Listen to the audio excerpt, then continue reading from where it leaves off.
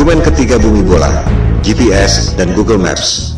GPS adalah Global Positioning System untuk mengetahui di mana posisi orang atau tempat tertentu di lokasi manapun di dunia. Disebutkan bahwa orang yang ada di ujung barat tak dapat mengirim sinyal wireless ke orang yang ada di ujung timur karena terkena lengkungan bumi. GPS pada mobile phone kita, juga pada aplikasi Uber, Gojek, dan lain-lain, menggunakan berbagai aplikasi yang sudah ada. Yang paling umum adalah Google Maps. Jika ada orang mengatakan bahwa GPS Anda sebenarnya tidak menggunakan satelit, apakah Anda percaya? Kita tak perlu ngarang atau debat kusir. Mari kita dengar sendiri apa yang dikatakan oleh Google tentang Google Maps. Google Maps for mobile has solved this problem with a new beta feature called My Location. Instead of you telling Google your location, Google displays your location on the map with a click of a button, and it doesn't require GPS. Dengar sendiri kan? Ternyata My Location pada Google tidak menggunakan GPS, tidak menggunakan satelit. Ini adalah penjelasan resmi dari Google. Anda bisa search di YouTube, ketik Google Maps for Mobile with My Location. Lantas, bagaimana Google Maps, Gojek, Uber, dan lain-lain bisa bekerja pada HP kita dengan begitu canggihnya? Mari kita dengarkan lanjutan penjelasan Google bagaimana mereka melakukannya. So, how does it work? Each time you use your phone to make a call, send a text message, or view a website, the information goes through towers, which provide your phone with reception. A tower picks up your call and connects you to your Aunt Molly. The same thing happens when you fire up Google Maps for mobile. The tower gives you the reception you need to access map information. These towers also help Google display your location. Each tower has a unique footprint. When you access My Location, Google calculates an estimated location of your handset based on the unique footprint of nearby towers. It's not GPS. It's not GPS. It's not GPS. Dengar sendiri kan? Ternyata Google tidak menggunakan GPS. Sinyal-sinyal yang canggih itu diperoleh dari menara Telkom biasa. Persepsi Anda yang mengatakan bahwa HP Anda menggunakan GPS dan satelit lewat Google Maps. Google sendiri mengatakan tidak. Bagaimana dengan Google Maps yang secara sempurna dapat membuat peta dari udara, termasuk atap rumah kita bisa kelihatan? Bukankah itu menggunakan satelit? Ternyata Google Maps dibuat dengan menggunakan drone, bukan satelit. Silakan Anda riset dan temukan sendiri. Semua bukti-bukti ada di depan mata. Anda hanya tak memperhatikannya saja selama ini. Itu yang membuat kesadaran flat earth booming secara eksponensial sejak 2015. Pada bumi yang datar, satelit memang tidak diperlukan. Anda hanya perlu menara-menara Telkom. Hal ini akan kita bahas pada bab berikut, bagaimana USGS mengatur jarak penerbangan pesawat. Pertanyaan yang mind-provoking adalah, jika Anda bisa dapat uang 1,5 triliun rupiah untuk membuat satelit, padahal sebenarnya Anda cuma keluar biaya bikin tower 150 juta, keuntungan 10.000 kali lipat, dan orang tak ada yang tahu, Anda mau atau tidak? Keuntungan 10.000 kali lipat. Anda dagang dengan modal 1 juta, dapat hasil 10 miliar. Mau atau tidak? Saya tidak mengatakan Indosat atau PT Telkom menipu dengan satelit, sebab mereka tak bisa bikin satelit. Yang bisa bikin satelit adalah dia-dia juga, Hughes, Boeing, Ball, Lockheed Martin, dan lain-lain. Jika ditelusuri lagi, perusahaan-perusahaan aerospace membuat satelit itu dimiliki oleh dia-dia juga. Kelompok 1% penduduk yang lebih kaya dari 99% penduduk dunia lainnya. Kelompok 1% ini sudah lebih dari 100 tahun memonopoli bisnis lewat kartel untuk mengontrol harga agar menjadi mahal. Berlian misalnya, harganya menjadi mahal akibat dimonopoli oleh kartel. Mereka membuat ilusi supply dan demand supaya harganya tinggi. Di sektor supply, sebenarnya sumber daya berlian tidak selangka itu. Silakan Anda cek bagaimana kartel De Beers bisa menguasai pertambangan berlian dan membuatnya seolah-olah itu barang langka. Di sektor demand, kartel membuat ilusi seolah-olah berlian adalah kebutuhan manusia. Seolah-olah perkawinan Anda tidak afdol jika cincin kawin Anda tak ada berliannya. Itu sebenarnya adalah propaganda marketing yang dimulai tahun 1940-an. Begitu pula dengan ilusi minyak adalah sumber daya fosil. Minyak adalah senyawa hidrogen, oksigen, dan karbon, disebut hidrokarbon, yang berasal dari perut bumi. Tak ada bukti bahwa minyak berasal dari fosil tumbuhan dan dinosaurus. Itu adalah ilusi yang diciptakan oleh Rockefeller agar harga minyak menjadi tinggi. Rockefeller mengundang saintis ke konferensi Jenewa tahun 1892 untuk memulai propaganda bahwa minyak berasal dari fosil dinosaurus dan tumbuhan. Padahal, fosil adalah benda padat dan hidrokarbon minyak adalah benda cair. Fosil yang berasal dari makhluk hidup tak pernah jauh dari permukaan bumi. Sementara, manusia mengebor minyak sampai kedalaman 10 km dan tak pernah ada bukti bahwa fosil ditemukan di kedalaman itu. Tak semua orang menyadari bahwa media-media massa besar di dunia dimiliki oleh 6 perusahaan saja. Si kelompok 1% itu mampu memonopoli informasi yang diterima oleh 99% penduduk dunia lainnya. Hal ini yang disebut sebagai propaganda, mind control. Jika kelompok super kaya yang 1% itu, atau disebut elit global, mampu mencuci otak Anda lewat pendidikan, media massa, dan film-film, ilusi marketing yang membuat harga berlian dan harga minyak menjadi tinggi, apakah mereka tak mampu membuat ilusi tentang satelit? Kembali pada soal GPS. Tak semua orang menyadari bahwa GPS digunakan sejak tahun 1973 yang merupakan bagian dari teknologi militer. GPS berasal dari teknologi sebelumnya yaitu LORAN atau Long Range Navigation dan Decca Navigation yang digunakan sejak Perang Dunia Kedua. Of its equipment, which makes it very easy to operate and maintain once you understand a few fundamentals.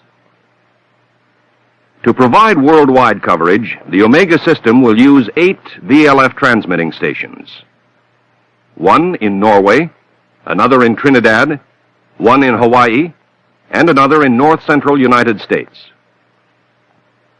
Of the remaining, one is in the Indian Ocean, another in the southern part of South America, one in the Tasman Sea area, and finally, one in the Western Pacific. Apa yang membuat Anda berpikir bahwa dunia militer yang didesain buat perang membela negara tiba-tiba jadi malaikat yang menolong umat manusia di negara-negara lain dengan memberikan teknologi gratis?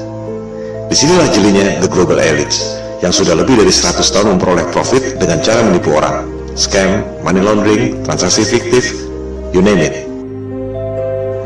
Demikian halnya dengan NASA. Apa yang membuat Anda berpikir bahwa NASA adalah badan eksplorasi yang bekerja untuk kepentingan dunia? Siapakah NASA? Coba kita lihat keterangan di webnya sendiri. Jelas ditulis di situ bahwa tujuan pembentukan NASA tahun 1958 adalah berkaitan dengan Perang Dingin, di mana Rusia berhasil meluncurkan Sputnik tahun 1957. Majalah Times menjelaskannya lebih gamblang. Judulnya, Alasan yang Menyedihkan Tapi Familiar tentang Pembentukan NASA. Disebutkan, tujuannya sangat membumi, yaitu office politics, bukan untuk kepentingan umat manusia di dunia. Budget NASA 2016 adalah 19,3 miliar dolar atau sekitar 256 triliun per tahun. Hasilnya, kebanyakan adalah propaganda CGI. Motivasinya, ada 256 triliun motivasi di situ. Bisnis adalah bisnis, di mana ada peluang, pasti banyak kepentingan. Bukan hanya pegawai-pegawainya, tapi juga kontraktor-kontraktor besarnya. Roket memang diluncurkan, tapi jika diperhatikan, arahnya tak pernah lurus ke atas, selalu melengkung dan akhirnya horizontal. Karena memang tak pernah lewat dari low Earth orbit, sekitar 500 km dari permukaan bumi. Seperti yang dikatakan Times tadi, tujuan pendirian NASA sangat membumi, yaitu office politics. Pertanyaannya, untuk politik dan kepentingan siapa? Seperti yang telah disebutkan di awal, persoalan flat earth ini bukan debat kusir, bukan omong kosong, bukan adu ego, bukan adu pintar, melainkan ada hal lain yang lebih fundamental yang sangat berhubungan dengan kehidupan kita. Pada pembahasan selanjutnya, di video-video berikutnya, kita akan membahas hal ini. Ilusi bumi berbentuk globe memang sengaja dibuat oleh para globalis atau biasa disebut elit global. Mereka lah yang membuat berbagai krisis, perang, termasuk menjauhkan manusia dengan ketuhanan lewat dogma-dogma sains modern dan ilusi bumi globe. Kita sebenarnya tak perlu bayar biaya telekomunikasi mahal-mahal, tak perlu bayar listrik mahal-mahal, tak perlu bayar bensin mahal-mahal. Teknologinya sudah ada dari tahun 1898, dibuat oleh manusia paling jenius yang pernah lahir di muka bumi, yaitu Nikola Tesla.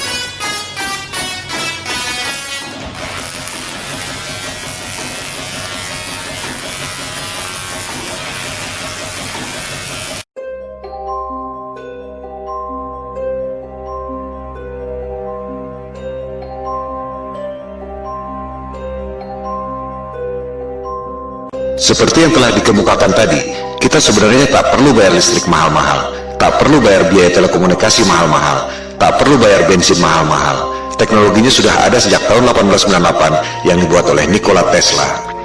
Itu sebabnya ia dikucilkan oleh JP Morgan, salah satu pentolan elit global. Hal-hal seperti itulah yang dilakukan agar kelompok yang 1% itu bisa mengontrol 99% penduduk dunia lainnya. Berbagai manipulasi dan propaganda mind control dilakukan, seperti membuat ilusi supply dan demand, ilusi satelit, ilusi GPS, ilusi bumi berbentuk globe, ilusi bahwa mereka adalah kelompok adidaya yang sudah mampu melakukan eksplorasi ruang angkasa. Bangkitnya kesadaran flat earth merupakan ancaman bagi mereka. Oleh sebab itulah pemaparan ini diberi judul Konspirasi Bumi Datar. We don't have time for a meeting of the Flat Earth Society. Soal foto-foto CGI, satelit, dan GPS yang sudah kita bahas adalah soal teknologi, belum masuk pada sains yang sebenarnya. Kita akan membahas pada episode berikut. Sementara ini, kita tutup argumen GPS dan Google Maps dengan fakta bahwa Google Maps dan GPS tidak menggunakan satelit, melainkan menggunakan menara telkom biasa.